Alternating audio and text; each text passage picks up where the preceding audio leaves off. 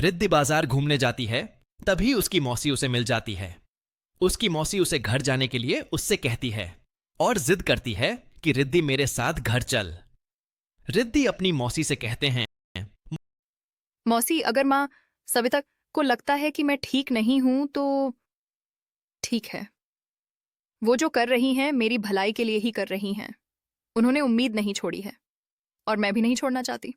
मौसी चौंक कर उसे देखने लगीं। तू खुद को क्यों इतना सख्त बना रही है? जो तुझ पर बीत रही है वो कोई नहीं समझ सकता। तो फिर आप माँ को क्यों दोष दे रही हैं? आपने देखा है वो कैसी टूट जाती हैं। अगर उनको एक भी बात का अंदाजा होता कि वहां क्या चल रहा है, वो मुझे वहां ले ही नहीं जाती। सिर्फ मेरी फिक्र करती हैं। मौसी ने अपने दुपट्टे का कोना मसलते हुए कहा, रिद्धि वो तेरी माँ, तेरी सौतेली माँ है बेटा। फिक्र?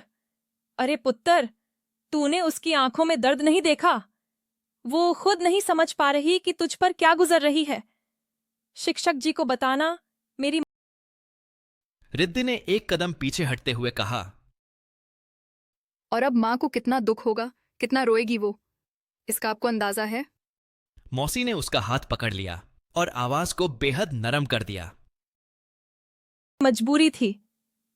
मेरे साथ घर चल रिद्धि। देख, आरोही की यहां एक बढ़िया नौकरी लगने वाली है। कनाडा में जो न हो सका वो यहां हो जाएगा। पैसा भी आएगा, सुकून भी। तेरे लिए छत पर बड़ा सा कमरा बनवाऊंगी, हवा वाला, रोशन, और आंगन में तेरे लिए झूला टंगवाऊंगी। तू रानी की तरह रहेगी। रिद्धि की आंखें चमककर फिर बुझ गईं। नहीं मौसी, मैं आपके साथ नहीं जा सकती। मुझे माँ के पास जाना है। मैं उन्हीं के साथ रहना चाहती हूँ। मुझे माफ कर दीजिए। रिद्धि ने धीरे धीरे अपना हाथ छुड़ा लिया। जब चाहे उठ जाना, जब चाहे सो जाना। घूमना हो तो बस कह देना। पम्मी और कबीर को भी बुला लेंगे।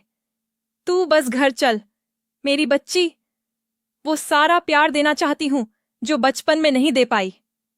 रिद्धि, जिद मत कर। दुनिया तुझे नहीं समझेगी। और तेरी माँ, वो तो बिल्कुल नहीं। मेरी बात सुन पुत्र, मत जा। तभी बरामदे में किसी के कदमों की आवाज गूंजी। आदित्य और सविता भीतर आए। रिद्धि दोनों को देखकर अचानक ठिठक गई। तुम सोच रही होगी हम दोनों एक साथ कैसे आए। कल जब मैंने तुम्हें उस हेल्थ सेंटर में देखा था, मैं डर गया था रिद्धि, बहुत डर गया था। मैंने उस ट्रीटमेंट के बारे में जितना सुना था वो इतना डरावना लगा कि मैं तुम्हारे लिए वो कभी मंजूर नहीं कर पाता। डॉक्टर बंसल शांत भाव से खड़े रहे। फिर मैंने सोचा डॉक्टर से बात कर लेता हूं, शायद कोई और तरीका हो। लेकिन उन्होंने कहा कि जितना कठोर बाहर से लगता है अंदर से उतना नहीं होता।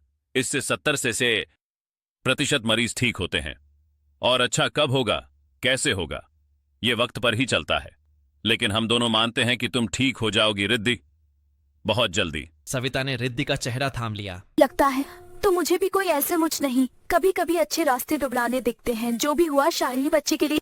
आदित्य ने गहरी सांस लेते हुए कहा, हैं। और अच्छा कब होगा, कैसे होगा, ये वक्त पर ही चलता है। लेकिन हम दोनों मानते हैं कि तुम ठीक हो जाओगी रिद्धि, बहुत जल्दी। डॉक्टर बंसल ने मुस्कुराकर कहा, रिद्धि तुम आ जाओ, चेकअप शुरू कर लेते हैं, बाकी बातें बाद में।